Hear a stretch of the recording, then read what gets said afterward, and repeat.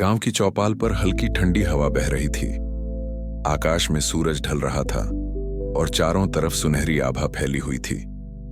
दादाजी धर्मपाल अपनी चिरपरिचित मुस्कान के साथ बैठे थे।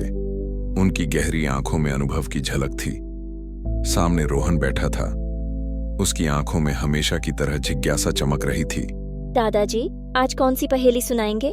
रोहन ने उत्साह से पूछा। दादाजी ने हल्की मुस्कान के साथ अपनी दाढ़ी पर हाथ फेरा और बोले, आज की पहेली थोड़ी अलग और चतुराई भरी है। ध्यान से सुनो। बहुत समय पहले की बात है। एक महान राजा था जिसे अनोखी चीजें इकट्ठा करने का बहुत शौक था। उसके पास हीरे, जवाहरात, दुर्लभ वस्तुएं और ऐसी चीजें थीं जो पूरे राज्य में कहीं और नहीं मिलती थीं। लेकिन उन सभी में सबसे अजीब चीज थी, एक अनमोल घड़ी। रोहन चौंक गया। घड़ी में ऐसा क्या खास था? दादाजी ने रहस्यमयी आवाज में कहा, यह कोई साधारण घड़ी नहीं थी, बल्कि यह हर दिन केवल 2 बार सही समय दिखाती थी। रोहन के माथे पर बल पड़ गए। ये कैसी घड़ी हुई? अगर घड़ी हर वक्त गलत समय बताती है तो राजा इसे क्यों रखता था? दादाजी मुस्कुराए। यही तो रहस्य था। राजा खुद भी इस पहेली को नहीं समझ पाया था। उसने अपने दरबार में घोषणा कर दी कि जो कोई भी इस घड़ी का रहस्य समझ लेगा उसे इनाम मिलेगा। जैसे ही राजा ने यह घोषणा की, पूरे राज्य में हलचल मच गई। बड़े बड़े विद्वान, गणितज्ञ और ज्योतिषी इस पहेली को सुलझाने में लग गए। वे महीनों तक सोचते रहे, घड़ी को परखते रहे, उसकी बनावट को समझने की कोशिश करते रहे, लेकिन कोई भी इसका हल नहीं निकाल सका। रोहन ने सोचते हुए कहा, तो क्या किसी ने इसका हल नहीं निकाला? दादाजी ने कहा, निकाला, लेकिन बड़ी ही रोचक बात हुई। एक दिन एक साधारण से दिखने वाला लड़का दरबार में आया। वह कोई ज्योतिषी या विद्वान नहीं था, लेकिन उसकी बुद्धि तेज थी। उसने राजा के कान में धीरे से उत्तर बता दिया। राजा यह सुनकर इतना खुश हुआ कि उसने लड़के को इनाम दे दिया। पर वो लड़का कौन था? रोहन ने जल्दी से पूछा।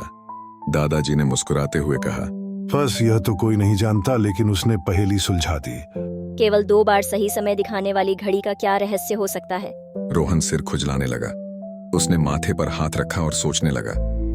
कुछ देर सोचने के बाद रोहन बोला, दादाजी, ये कोई जादुई घड़ी तो नहीं थी? नहीं बेटा, इसका रहस्य बहुत ही सीधा था, लेकिन इसे समझना मुश्किल था। दादाजी ने मना करते हुए कहा। रोहन ने आंखें सिकोड़ लीं और बोला, कोई संकेत देंगे दादाजी? दादाजी मुस्कुराए। अच्छा, सोचो कि अगर कोई घड़ी पूरी तरह से बंद हो जाए तो क्या होगा? रोहन की आंखें चमक उठीं। ओह, अब समझा, लेकिन पहले मैं अपना जवाब सोच लूं। कुछ देर के बाद रोहन उछलते हुए बोला, दादाजी, मैं समझ गया। अगर घड़ी खराब हो गई हो और उसकी सुई एक ही समय पर अटकी रह गई हो, तो वह घड़ी हर दिन सिर्फ उसी समय सही होगी जब घड़ी की सुई का समय आएगा। और दिन और रात मिलाकर 2 बार ऐसा समय आता है दादाजी। दादाजी ने खुशी से सिर हिलाया। बिल्कुल सही रोहन। यह पहेली इतनी सीधी थी कि बड़े बड़े विद्वान भी इसे नहीं समझ पाए, लेकिन एक छोटे से लड़के ने इसे सुलझा लिया। तो इस कहानी से हमने क्या सीखा? दादाजी ने पूछा। रोहन ने मुस्कुराकर जवाब दिया, कभी कभी सबसे आसान चीजें ही सबसे ज्यादा मुश्किल लगती हैं। हमें हर समस्या को धैर्य और सरलता से सुलझाने की कोशिश करनी चाहिए। दादाजी ने रोहन को प्यार से थपथपाया और बोले, बिल्कुल सही। और अब चलो घर चलते हैं, नहीं तो तुम्हारी दादी हमें डांट देंगी। दोनों हंसते हुए घर की ओर चल दिए और रोहन रास्ते भर सोचता रहा कि अगली बार दादाजी कौन सी पहेली लेकर आएंगे। अब आपकी बारी। क्या आप इस पहेली का उत्तर सोच पाए थे? अगर हाँ, तो कमेंट में बताइए। अगर नहीं, तो कोई बात नहीं, अगली बार की पहेली के लिए तैयार रहिए। अगर आपको यह कहानी पसंद आई तो इसे शेयर करें और हमारे चैनल को सब्सक्राइब करें।